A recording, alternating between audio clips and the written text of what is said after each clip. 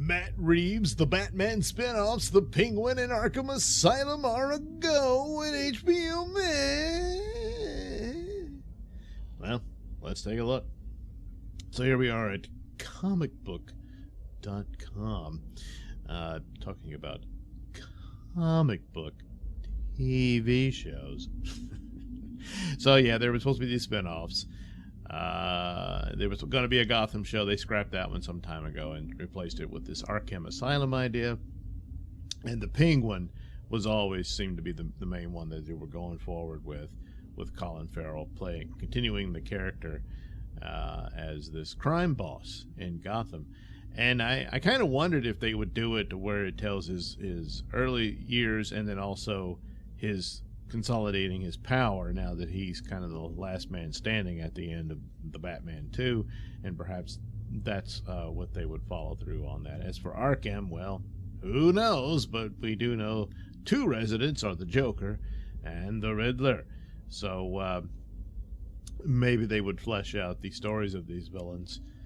It would be a cool thing if they actually could have Batman be involved in it, but I doubt that. If even if it's just a stunt double, it's just the guy in the costume, but it's mostly towed through the eyes of the villain, so it doesn't really matter who it is. Probably not. But I got to admit, oh man, am I sick of Batman shows with no Batman? You know. The Penguin thing, it might work, you know, but it's just basically the story of this crime boss, you know, which in and of itself could be fine. But with all the axing going on, with all kinds of projects, with Zaslav on the hunt, one was wondering if this would happen. Some people were even suggesting the Batman sequel, the Batman 2, might be in trouble. I didn't really think so. I thought that they would pursue that.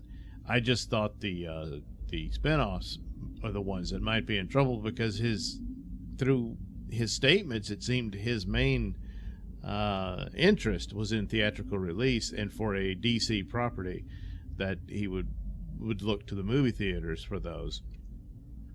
And my guess is that down the road, provided it's a profitable enterprise and whatnot, and there's a surplus of cash, then expanding on that could go back to having these TV shows for HBOmax or whatever it's going to be called when they complete the merger. And similar to what Suicide Squad did with Peacemaker.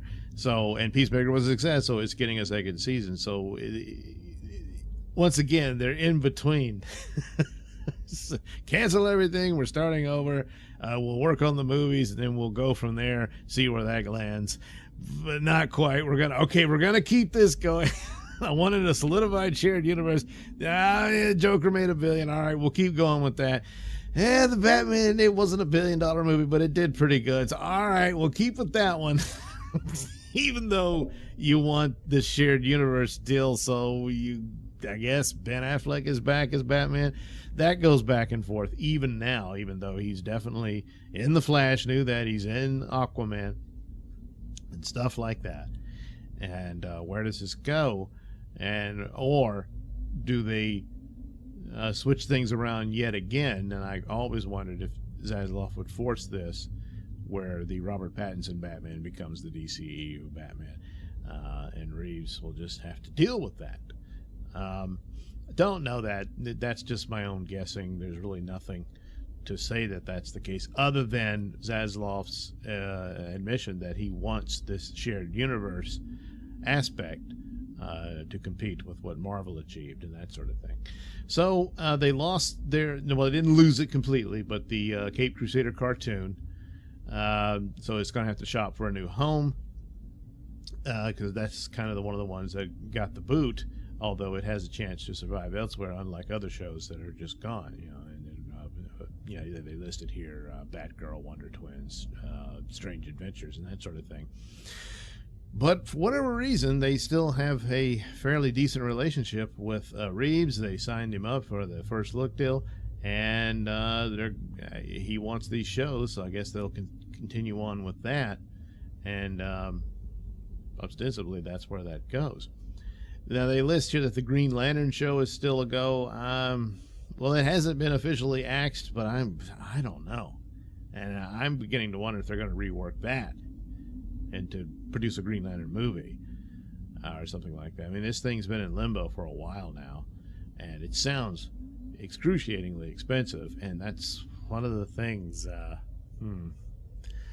Zaslaw's not going to be too happy about that. And the thing about the Batman shows, you might be able to do some cost cutting on that.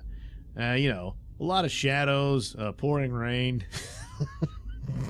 You know, the Penguin moping about, people in a very dark and scary Arkham asylum. Yeah, you might be able to cut some costs there and still produce a show, provided you've got something. You can't just go by on mood and atmospherics like the Batman did.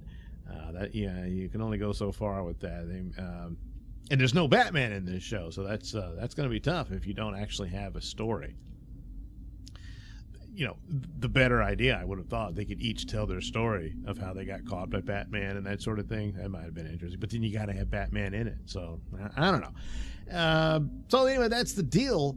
It's just curious, as it doesn't quite fit in with what the objectives seem to be. But there again, this keeps happening, regardless of who's in charge, whether it was Warner Brothers originally or if it was AT&T and now it's Discovery with Zaslaw. When it comes to DC, they just can't quite scrap it all and start over. Because there's a variety of reasons. There were diamonds in the rough. There's actors people want to see in the roles again, all that stuff. And here you are, you're going to be apparently stuck with two Batman for quite a while.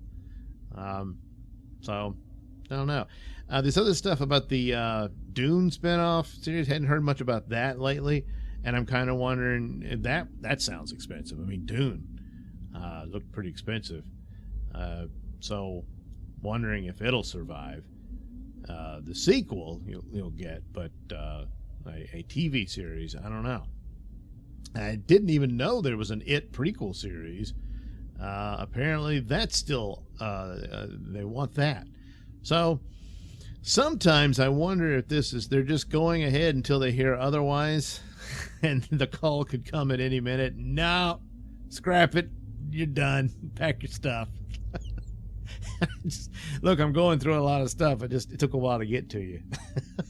So that could happen too. But since they just did this deal with Matt Reeves, I'm assuming he's going to get his spin-off shows. But there again, there's ways to shoot something like that rather cheaply. And if you know what you're doing and you got quality scripts and whatnot, it could still be a good show. Something like Dune, though, I don't know. But, we'll see. But maybe that's the deal. He says, yeah, I can do it cheap. All right, you keep it. You got to put something on there, because it's taking a lot of stuff off. Jeez. So anyway, Matt Reeves' Batverse still lives. So it's interesting. And I keep hearkening and wondering if Ben Affleck is back, then there's two Batman. If he's only back to just help them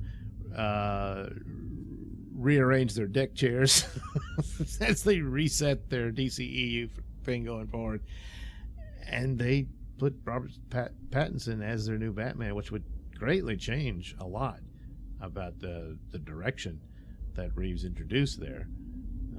But it just, how many zeros are on the check? All right, do whatever you want with my Batman. I don't care. But there again, they're hurting for money, so I don't know how this pans out. But but then again, I guess it'll just be two separate Batman properties going forward. Maybe that means that Affleck doesn't get his own Batman movie. That would suck. That he's just going to be in Justice League and doing cameos and the Flash and maybe Superman again or something like that. I'd like to see him get his own. Oh well, it's weird. I guess it's going to stay weird for a while because it's been in a mess for a while, and it's going to continue being that way, I guess, for a while.